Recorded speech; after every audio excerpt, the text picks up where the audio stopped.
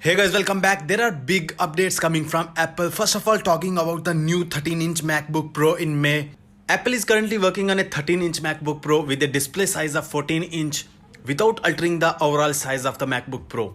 And guys, according to a well-known leakster, John Prosser claims that the new 13-inch MacBook Pro is coming next month.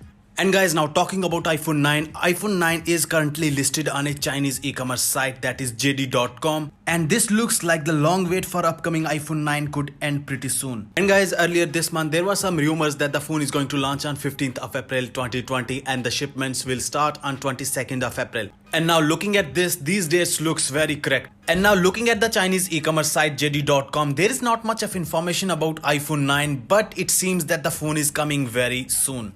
And guys, talking about iPhone 9, it will be an affordable iPhone. It will come with iPhone 8-like design. It will also have the Touch ID, big bezels, top and bottom. Now talking about the display size of iPhone 9, according to rumors, there will be two models of iPhone 9, a simple iPhone 9 and other will be iPhone 9 Plus. iPhone 9 Plus will have a bigger display and iPhone 9 will have a 4.7-inch LCD panel. And in iPhone 9, you will get a 7 megapixel front facing camera and at the rear, you will get a single wide angle 12 megapixel sensor.